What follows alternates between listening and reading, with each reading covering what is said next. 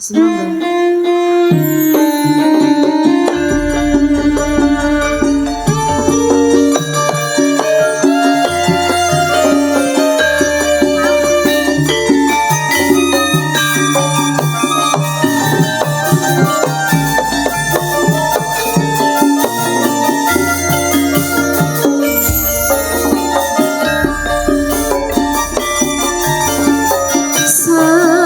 Sajroning atiku sawise sliramu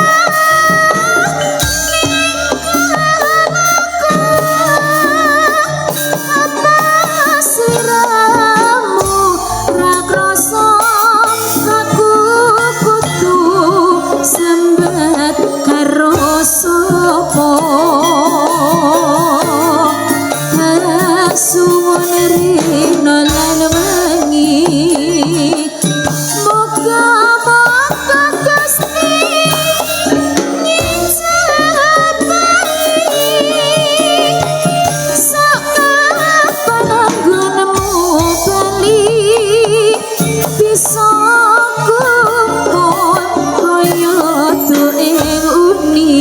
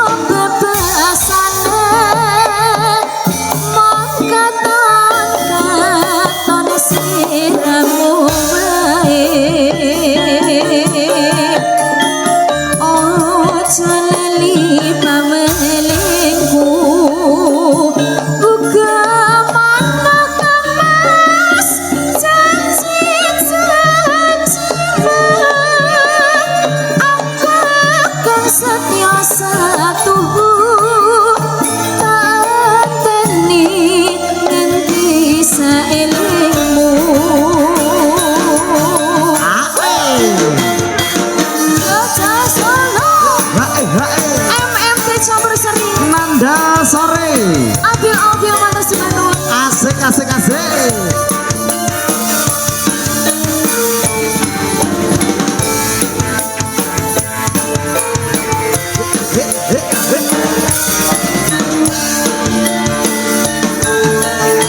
Sepi sajroning hatiku sawise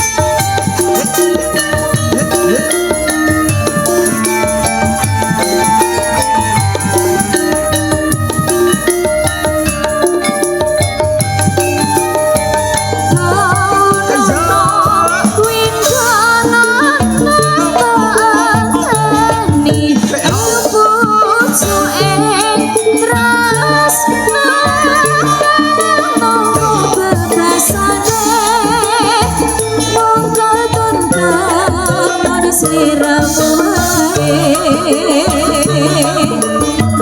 ojo lali pawelemu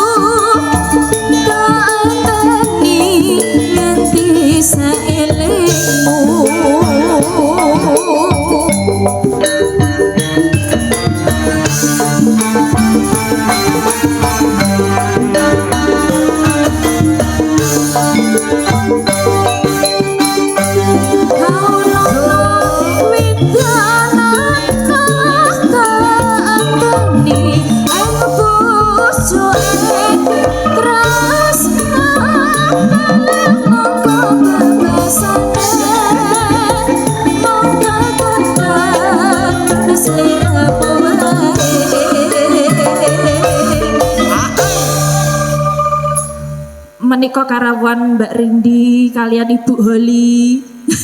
Mbak Rindi. Nggih wilujeng rawuh dangu mboten kepanggih lek niki nyatu kawasane Mbak Rindi. Oh Mbak Rindi asli mriki ta? Oh nggih no. Wau Boyolangu. Sinden kondangnya wau. Oh iya Mbak Rindi iki ya. Oke ya kon nyanyi lho Mas yo. Ah nggih Mbak. Cuma kon becek to. Mbak Rindi iki selain idola kalayak rame kan yo idola yoga-yoga. Oh. Iya. Mas Tio. Mas Tio.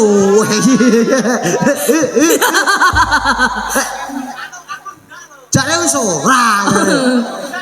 Ora. Wis ora. Ora. Tapi yo sapa ngerti kangen sapa ngerti kangen. Mas Tio. Ayo yo. Kamu kok jadi abang kayak udang digoreng gitu sih? Ya ampun. Kamu kok kisut sih? Apakah hawane kudu mulai aja? Alah alah. Ojo kaya ngono, mesakne mungkret lho. Iya. Nanda sing ngawiti Nanda yo nyapo. Aku lho yo. Lah iya aku. Paremune ora piye sing ngero Mbak Rindi rawuh lho yo sampeyan kok ya. Nggih. Aku ki lak ngrene-rene iki yo mesti kelingan karo Mbak Rindi. Ngono ya. Sebabe kok kae yo kancaku. Iya to mulane. Mas Tio. Dia menang. Arep piye-piye kan yo Mbak Rindi dulure awake dhewe kabeh to. Kok yo kon ngadeg lho, Mas. Lah iya no. Aku ning kok sumanding karo Mas Tio. Ora Mas. Ngono ana suwopeyane. Sampeyan lek marah anu lho, kelawu lho. Kok kelawu gitu kan. Udah. Niate ora ngelokne. Ya jenenge ngono ben biasa dengan suasana. Iki sapa to sing guyune weleke? Iki guyune bosku to iki kaya ngono iki. Ora Pak Kampret to bak sing guyu. Ojo lali pameleku muga panas aku satu-satu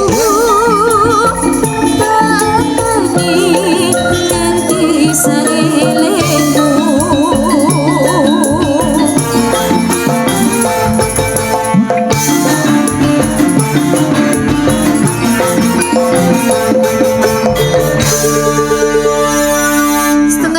Ninggal kata senami nanggani pamudhatan saking Bapak Topa. Wow, sampun dipun aturaken mugi-mugi saged damel jampine saya.